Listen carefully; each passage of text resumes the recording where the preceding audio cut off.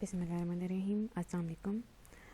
So today we'll learn about recommended intakes of carbohydrates and the subject is contemporary nutrition. तो हमने अभी तक सब पढ़ लिया था कि कार्बोहाइड्रेट्स का बॉडी में फंक्शन क्या होता है, किस तरीके से एनर्जी प्रोवाइड करती हैं, क्या रोल है बॉडी में उनका. ठीक है, अब हम देख लेते हैं कितनी टाइप की कार्बोहाइड्रेट्स हैं, क्लासिफिकेशन उनकी देख ली थी. अब हम देख लेते हैं इनके क्या हेल्थ इफ़ेक्ट्स हैं और उस हिसाब से हमें कितनी अमाउंट लेनी चाहिए डेली और किस तरीके से लेनी चाहिए. Health effects of sugars. In moderate amounts, sugars add pleasure to meals without harming health. In excess, however, they can be detrimental in two ways. One, sugar can contribute to nutrition deficiencies by supplying energy without providing nutrients. And two, sugars can contribute to tooth decay. तो moderate amount में आप sugars ले सकते हैं, वो आपके लिए आपका टेस्ट बढ़ाती हैं. लेकिन अगर आप ज़्यादा अमाउंट में लेंगे तो एक तो ये होता है कि वो आपकी जो न्यूट्रिएंट गिविंग फूड्स हैं उनको डिस्प्लेस कर देती हैं और दूसरा वो टूथ डिके भी प्रमोट करती हैं. Empty calorie foods. Empty calorie foods that contain lots of added sugars such as cakes, candies and sodas provide the body with glucose and energy, but few, if any, other nutrients. In comparison, foods such as whole grains, vegetables, legumes and fruits that contain some natural sugars and lots of starches and fibers also provide protein, vitamins and minerals. तो क्या होता है कि अगर आप empty calorie foods ले रहे होते हैं, एम्प्टी कैलोरी फूड्स वो फूड्स होते हैं जिनसे सिर्फ आपको कैलोरीज मिलती हैं और कुछ नहीं मिलता.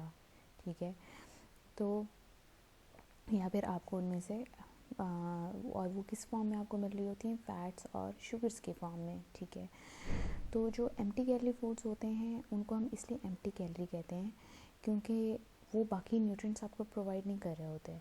ठीक है, एम्प्टी कैलोरी फूड ज़्यादातर आपके वो फूड्स होते हैं जो प्रोसेस्ड होते हैं, जो रिफाइंड होते हैं. ठीक है, जैसे केक्स, कैंडी, सोडाज, वाइट आटा. ठीक है, इस तरह की चीज़ें.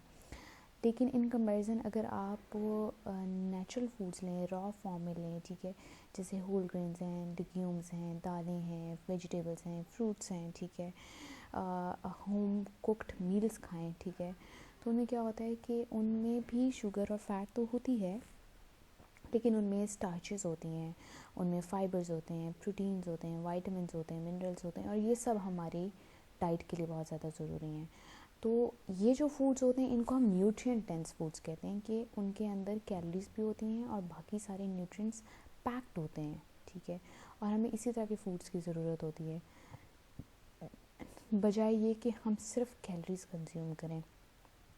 क्योंकि बॉडी को ऑल्दो एनर्जी बॉडी की हमारा फूड खाने का मेन मकसद एनर्जी प्रोवाइड करना होता है, लेकिन बॉडी को बाकी सारे न्यूट्रिएंट्स हेल्थ के लिए चाहिए होते हैं, प्रॉपर फंक्शनिंग के लिए चाहिए होते हैं. ठीक है, प्रॉपर ग्रोथ के लिए चाहिए होते हैं, एजिंग को रोकने के लिए, डिजीज़ से फाइट करने के लिए चाहिए होते हैं.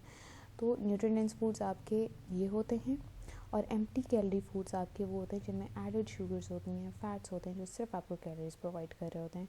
और शुगर जो होती है इटसेल्फ वो सिर्फ आपको कैलोरी प्रोवाइड करती है. रिवीजन कर लेते हैं कि जो स्टार्चेस या कम्प्लेक्स कार्बोहाइड्रेट्स होते हैं उनमें स्टार्चेस और फाइबर्स होते हैं. ये जो कार्बोहाइड्रेट्स होते हैं ये बहुत स्लोली और आहिस्ता आहिस्ता शुगर आपकी बॉडी में रिलीज़ करते हैं और साथ साथ ये बाकी मिनरल्स और वाइटामिन्स भी देते हैं.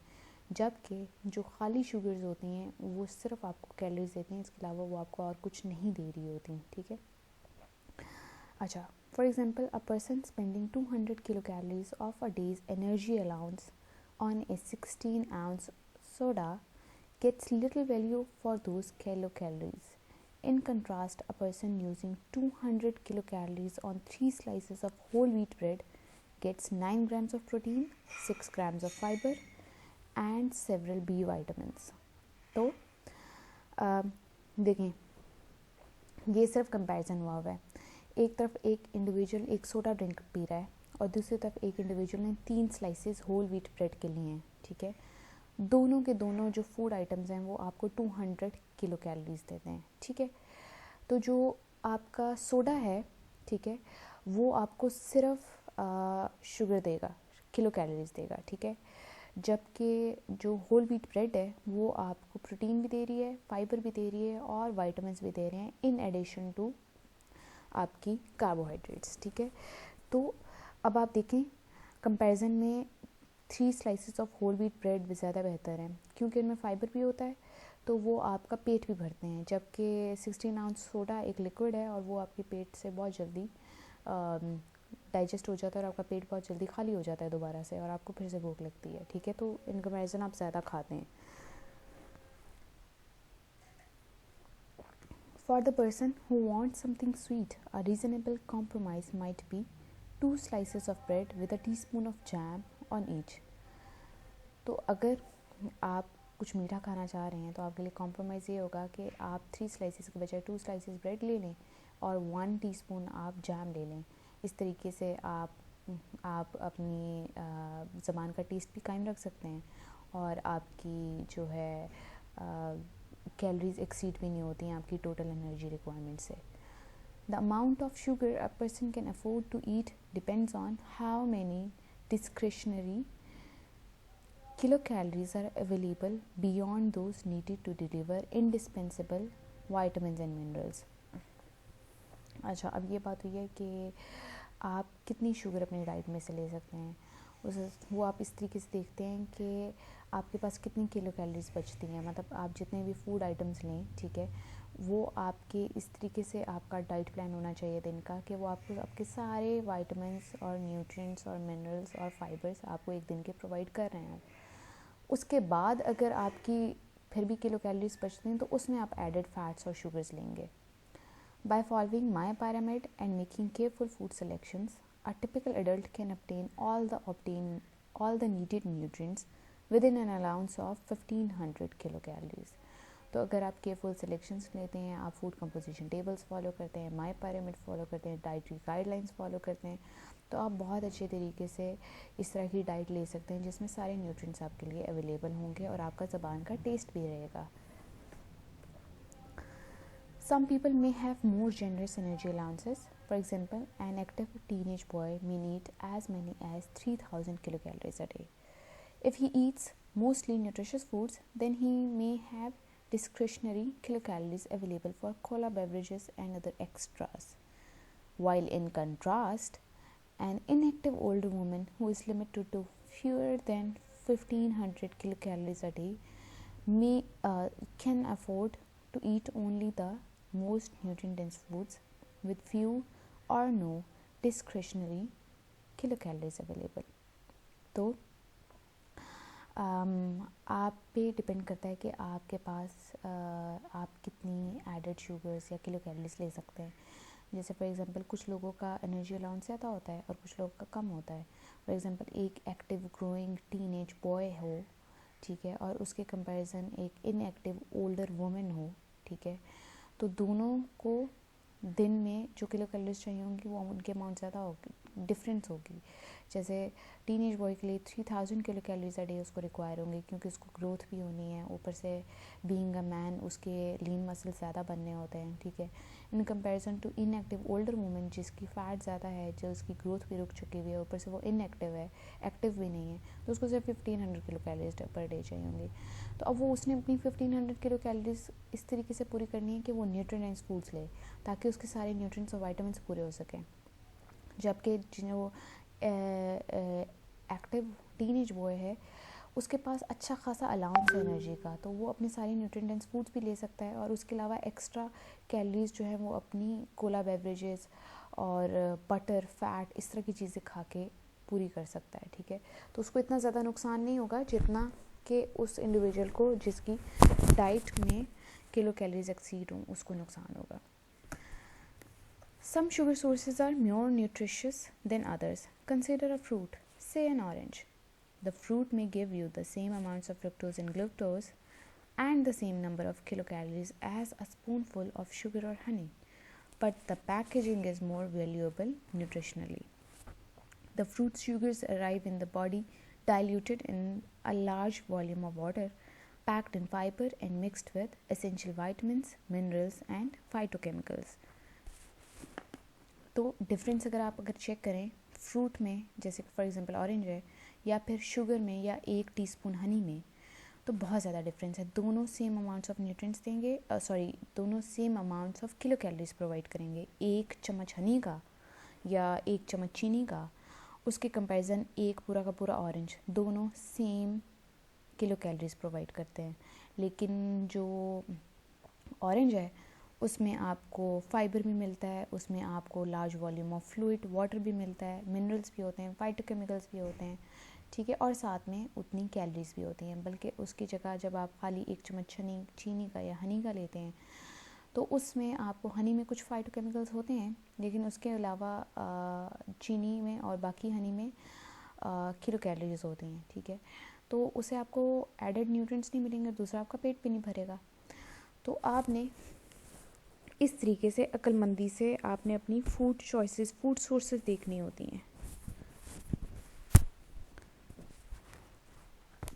Dietary reference Intex.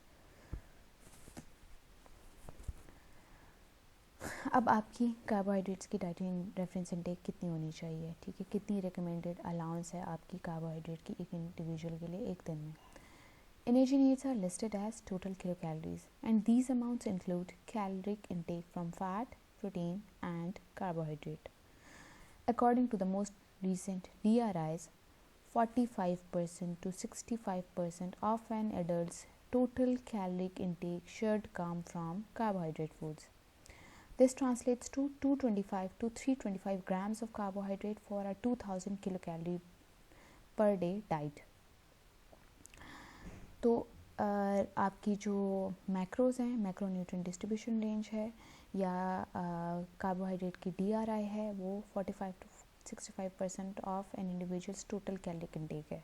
जितनी भी आपकी टोटल कैलोरिक इंटेक है, चाहे वो 3000 हो, चाहे वो 1500 हो, चाहे वो 2000 हो, उसमें से आपने 45 to 65% कैलोरीज कार्बोहाइड्रेट से लेनी है. इसका मतलब ये है कि अगर फॉर एग्जांपल एक इंडिविजुअल की 2000 किलो कैलोरी डाइट है, तो उसमें से आपने 225 to 325 ग्राम्स ऑफ कार्बोहाइड्रेट्स लेने हैं. The recommended fibre intake can be achieved by choosing carbohydrate foods such as whole grain cereals, legumes, vegetables and fruits, which also provide vitamins and minerals. तो fibre intake आपकी किस तरीके से पूरी होती है, क्योंकि फाइबर्स भी आपके कार्बोहाइड्रेट्स में they are recommended to you.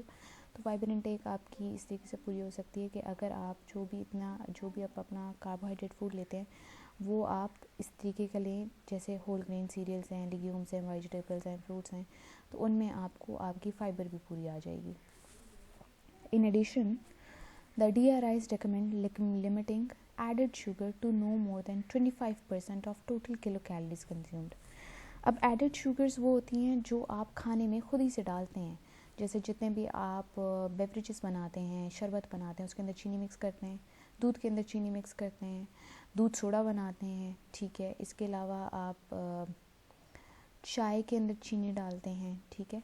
इस तरह की जितनी भी एडेड शुगर है वो आपकी टोटल कैलोरीज में से 25% से ज़्यादा एक्सीड नहीं करनी चाहिए, वो फिर नुकसानदेह आपके लिए. और ये रेंज भी डिपेंड करती हैं ऑन डिफरेंट इंडिविजुअल्स, लेकिन अगर जनरली देखा जाए तो 25% से ज़्यादा एक्सीड नहीं करनी चाहिए. अब आप अपनी DRIs किस तरीके से पूरा करेंगे, उनके लिए कुछ टिप्स और ट्रिक्स हैं. Dietary guidelines for Americans. Dietary guidelines for Americans, ये आपकी कुछ टिप्स और ट्रिक्स हैं जो तकरीबन पूरी दुनिया ही फॉलो करती है.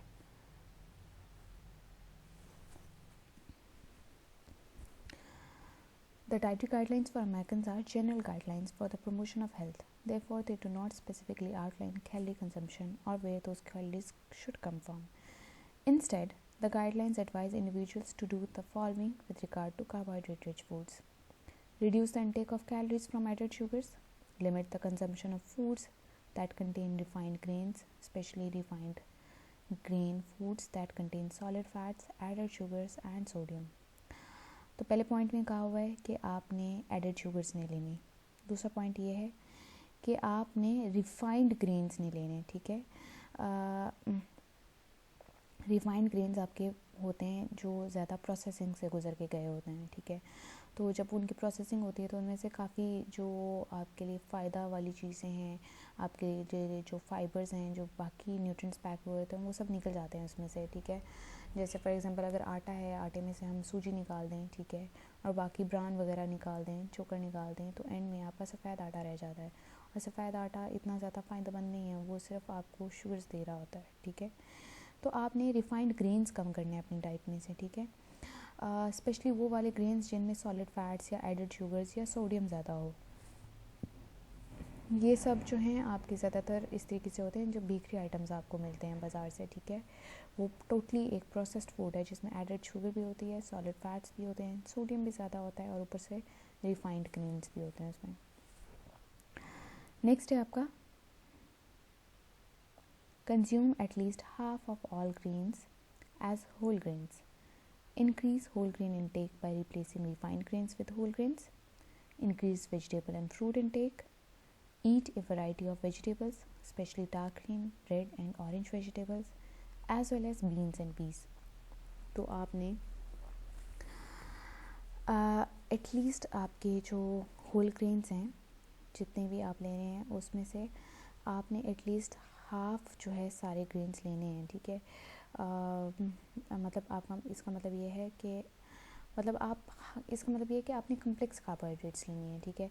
मतलब आप रिफाइंड ग्रेन्स की जगह होल ग्रेन्स लें, वेजिटेबल और फ्रूट इंटेक ज़्यादा खाएं, वेजिटेबल्स में डार्क ग्रीन लीफी वेजिटेबल्स ज़्यादा लें, रेड ऑरेंज वेजिटेबल्स ज़्यादा लें, बीन्स लें, पीस लें, ठीक है। उसके बाद नेक्स्ट है आपका choose foods that provide more potassium, dietary fibre, calcium and vitamin D. These foods include vegetables, fruits, whole grains, milks and milk products. तो अगर आप vegetable, fruit, whole grain, milk and milk products लेंगे तो उनमें आपको carbohydrate के साथ साथ पोटेशियम, डाइटरी फाइबर, कैल्शियम और विटामिन डी भी मिलेगा। Added sugars contribute to nutrient deficiencies by depleting nutrients. For nutrition's sake, the proper attitude to take is not that sugar is bad, but must be avoided